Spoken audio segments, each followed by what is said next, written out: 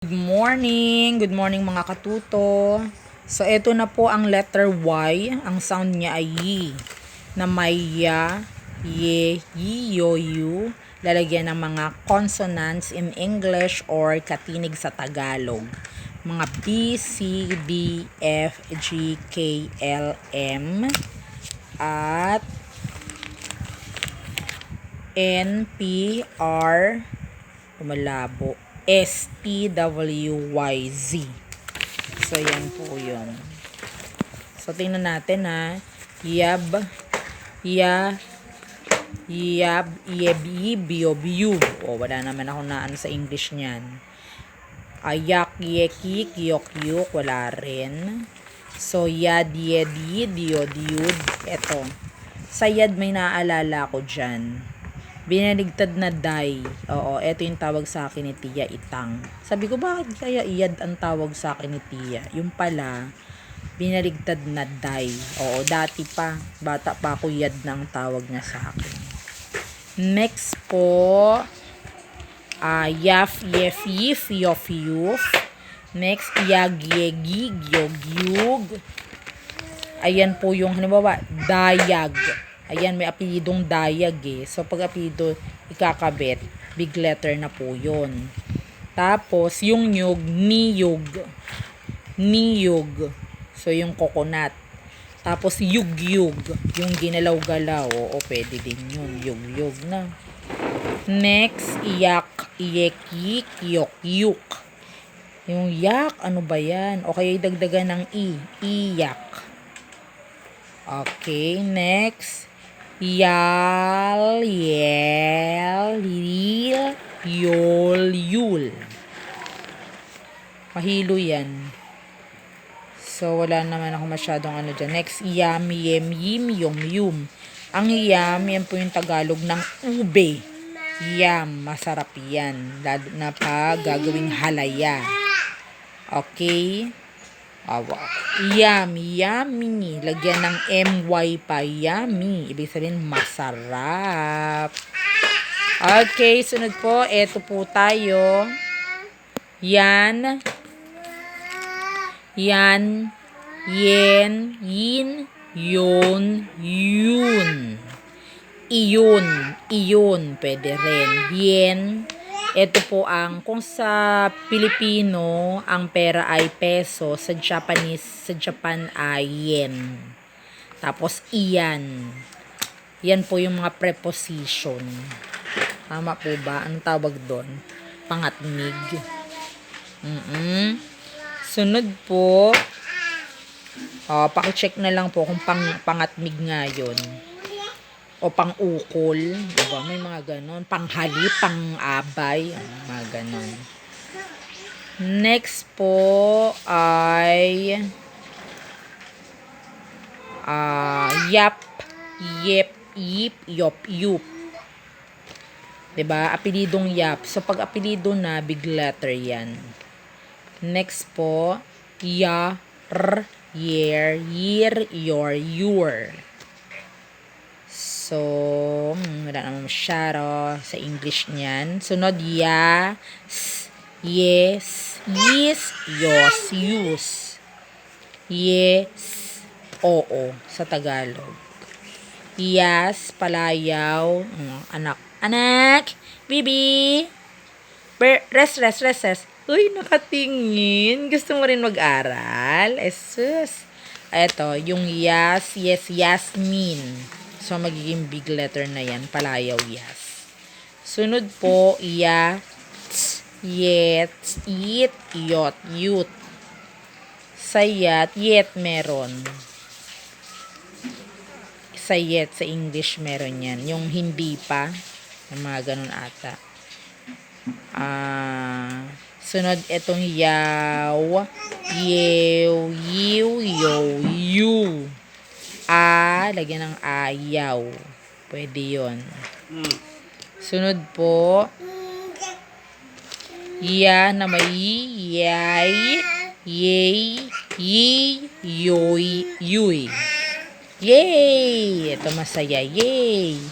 Tapos minsan sa ano natin, FBI. Yay, ano ba yun? Diba? Spray yay. So, yan na yan. Next. Ya. Bibi. Laro ikaw. Bibi. Laro ikaw. Hello. Eto naman, yes. Yes. Yes. Yos. Use. Yes, yes, yes, yes, use. So, eto po, ano lang po yan, mabilisan lang po ito, ha? Pero sa totoong, pagtututor nyo, pagtuturo po, eto po ay pwedeng, yun na yan, ay pwedeng sa buong papel na ito na. Paulit-ulitin nyo lang po. Tapos, ituro-turo nyo para ma-familiarize ang inyong tututuran. Halimbawa, yan nga doon. Tapos sunod, yin, yup, yan, ganon, yun. Tapos babanggitin nila yan. Yun, yon, yan, yen, yun. Tapos pwedeng bilugan, ano yung naiiba, o ano yung puro yap yan, puro katulad nito, puro yas. Tapos sa dulo, yos. Oo, pwede po yun, ha. Halimbawa, yet. Tas may yet dito, yet uli doon. Ano ang naiiba? Yun ang bibilugan. Okay po. So, parang ating mga bata ay, sabi ko, parang yung sa pamangking ko, nilalagyan niya agad ng T. T yung mga pantig na hindi naman dapat. So, 'di ba? Anong purpose? Bakit may T? It's yun ang dulo nun. Yat. Yet. Yit. Yot. Yun. So, ganun po. May dahilan, 'di ba? Wo, hiya, hu, yaw, yew, yihu, yiw, yo. Yun. Unti-untiin lang po natin, tas paulit-ulit lang. So, marami kayong papel na gagamitin. Ayan. Tapos, yung iba nito, actually, papadala ko kay mama, papuntang may kawayan, kasi ang gagawin naman ng aking pamangkin, ay dodrawingan, hahatiin niya yan, o kaya yung kalahati lang, tapos siya ay magdodrawing. Ginagawa niyang, sketchpad. So, yun po yun. Nagiging sketchpad siya. Baby, ikaw din aral? Ha? Lika, aral ikaw? So, yun. Maraming salamat po sa mga nanunood. And, pa-comment below po sa natin. Comment down below para po sabihin na meron na. Ibig sabihin, meron na po kayong chinututor. Opo, ilagay nyo po dyan, meron na. Opo. At maraming salamat mula 79 na, 84 na po tayo and counting. Mas marami pa. Road to 1,000 na po tayo. Maganda po yun. 'Di ba? Para mas marami tayong matuturuan. Okay po. So, huwag kakalimutan ang tutorial notebook. Dapat may tutorial notebook po tayo. Opo. Kailangan po yun para makita yung mga improvement, kumbaga, ng ating mga alaga. So, yun po. Then, after nyan, basa-basa, magpa-spelling na po kayo. Magpa-spelling po kayo ng 1 to 5. Ayan, 1, 2, 3, 4, 5. Ayan, then, lalagyan nyo na po ng mga, dagdag. Dagdagan nyo na lang po. Pwede namang yob-yub. Kahit yung mga gano'n na lang muna. Yib-yab. O kaya naman, yib-yed. Gawan nyo na lang po ng paraan na teknikan. Kayo na pong bahala. Yalyak. Yelyik. Mga gano'n. Pwede naman po. Para hindi kayo malito, meron po yung kopya sa mga pinapaspelling nyo. Kasi minsan, nakakalimutan natin pinaspelling natin, hindi pala yun. So, kumbaga nalilito tuloy tayo. So, ganun po yun, ha, mga katuto. Opo. Please comment down below. Opo, ha.